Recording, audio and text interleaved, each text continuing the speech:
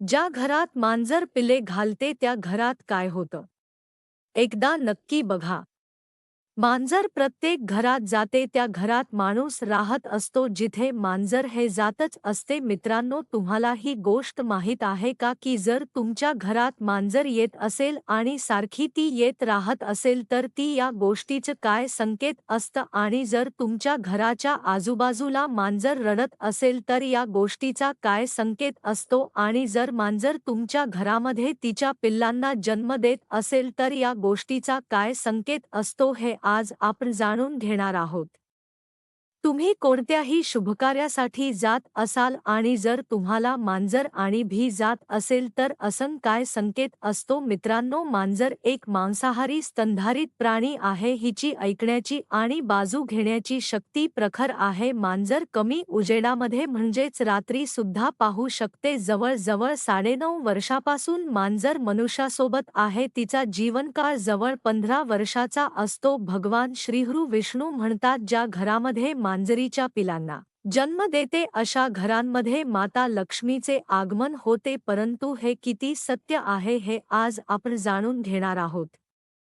प्राचीन काळातील गोष्ट आहे. एका नगरामध्ये विवाहित स्त्री होती. त्या स्त्रीला एक पुत्र असतो, परंतु तिचा तो पुत्र अपंग असतो. तो अंथरुणावरच पडलेला असतो. त्याला उठता येत नाही किंवा चालता सुद्धा येत नाही. त्या स्त्रीला तिच्या पुत्राची ही दैनिक अवस्था पाहून खूपच दुःख होत असतं.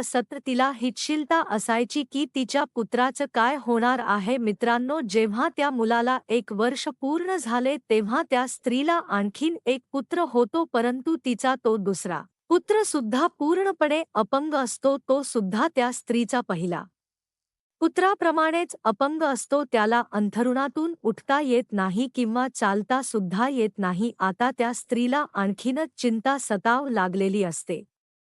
ती विचार करू लागते की मला 2 पुत्र झाले आहेत, परंतु दोघेही अपंगच आहेत. माझ्या 2 पुत्रांचे भविष्य काय असेल? आणखीन एक 1.5 वर्षाचा होतो आणि त्या स्त्रीला आणखीन एक पुत्र होतो. जेव्हा त्या स्त्रीला आणखीन एक पुत्र होतो तेव्हा त्या स्त्रीला तिसरा पुत्र होतो. तेव्हा त्या पुत्राची सुद्धा तीच अवस्था असते जशी तिच्या 2 पुत्रांची अवस्था होती. तो तिसरा पुत्र सुद्धा अपंग असतो. तो सुद्धा चालू फिरू शकत नाही. तो सुद्धा आमंत्रणावरच झोपून राहतो. मित्रांनो, आता त्या स्त्रीला आणखीन जास्त चिंता सतावतात की मला 3 पुत्र झाले आहेत, परंतु तिघेही अपंगच आहेत. याचे भविष्य कसे असेल? माझ्यानंतर यांचे पालनपोषण कोण करेल? मी अजून किती दिवस जिवंत राहू शकते?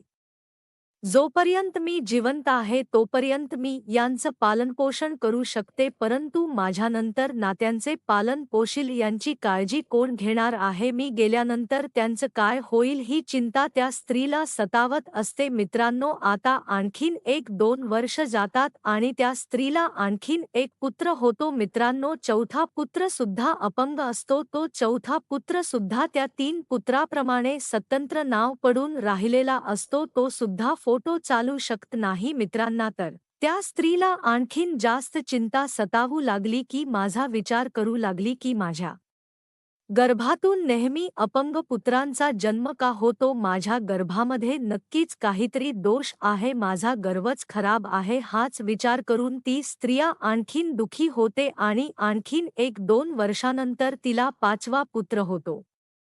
मित्रांनो, 5वा पुत्र सुद्धा त्या 4 पुत्रांसारखा अपंग असतो. तो 5वा पुत्र सुद्धा स्वतंत्र नावावर फोडून राहतो. मित्रांनो, आता ती स्त्री इच्छा सर्व अशा सोडून देते. आधी त्या स्त्रीला अशी होती की एक पुत्र अपंग आहे तर दुसरा पुत्र चांगला जन्म आहे. जेव्हा 2 पुत्र अपंग जन्माला आले तेव्हा तिसरा पुत्र चांगला जन्म आहे अशी जर स्त्रीला अपेक्षा होती, परंतु जेव्हा तिसरा, चौथा, त्याचबरोबर 5वा पुत्र अपंग जन्माला येतात तेव्हा ती स्त्री सर्वांच्या सोडून आणि विचार करू लागते की माझ्या नशिबात हे अपंग पुत्रच लिहिलेले असतील किंवा माझ्या गर्भच दोषी असेल असे, आणि हा विचार करून तिसरी खूपच दुःखी होते आणि ती खूप टेन्शनमध्ये दुःखामध्ये राहू लागते. त्या स्त्रीला नेहमीच क्षमता असायची की तिच्या नंतर तिच्या त्या 5 मुलांचं काळजी घ्यायची कोण. पुत्राकडे पाहून तिचे अश्रू थांबत नव्हती. ती स्त्री रडत रयतेच्या पाचपत्रांना पालन पोषण करत होतो. मित्रांनो, काही वर्ष झाल्यानंतर त्या स्त्रीच्या घरामध्ये पांढरी मांजर येते आणि ती माणस आहेत त्या स्त्रीच्या घरामध्ये राहू लागते. त्यानंतर काही दिवसांनी ती मांजर स्त्रीच्या घरामध्ये 4 पिलांना जन्म देते. जशी ती मांजर 4 पिलांना जन्म देत असा स्त्रीचा पहिला पुत्र पूर्णपणे बरा होतो. तो त्याच्या अंथरुणावरून आता उठू शकतो व चालू देखील शकतो. तो पूर्णपणे नॉर्मल झालेला असतो. त्यानंतर ती मांजर पुन्हा 4 बिल्ल्यांना जन्म देते. अशा प्रकारे जेव्हा जेव्हा ती मांजर पिलांना जन्म द्यायची तेव्हा तेव्हा त्या स्त्रीचा एक एक पुत्र पूर्णपणे बरा व्हायचा. अशा प्रकारे तिचे 5ही कुत्रे बरे झाले. त्याचबरोबर त्या स्त्रीच्या घरामध्ये कोणत्याही प्रकारची कमतरता राहिली नाही.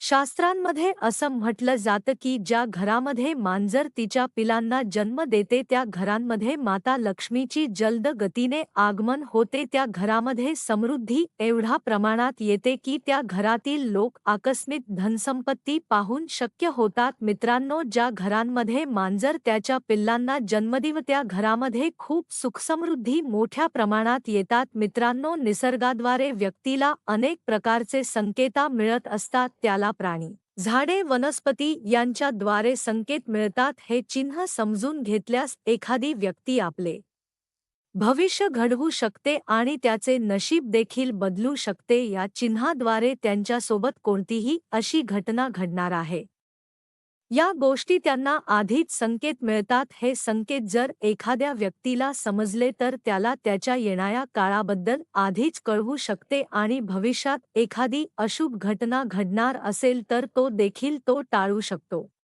ज्या घरामध्ये मांजर रडत असते ते खूप अशुभ असते. शास्त्रांमध्ये असं म्हटलं आहे की जेव्हा तुम्ही एखाद्या शुभकामनासाठी चालला असेल आणि जर तुम्हाला मांजर आडवी जात असेल तर या घटनेला अशुभ समजले जाते. असं म्हटलं जातं की जेव्हा तुम्ही एखाद्या स्वीकारण्यासाठी जात असाल आणि जर मांजर तुम्हाला आडवी जात असेल तर तुमचे ते काम अपूर्ण राहतं. असं सुद्धा म्हटलं जातं की तुम्ही त्या कामासाठी जाऊ नये. जर तुमच्या घरात मांजर रडत असेल तर मित्रांनो, या गोष्टीला सुद्धा खूप मोठा शुभ संकेत समजला जातो. शास्त्रज्ञांच्या मते असे म्हटले आहे की ज्या घरामध्ये मांजर रडत असते त्या घरामध्ये कुठला ना कुठला मनुष्याचा अकाली मृत्यू होत असतो.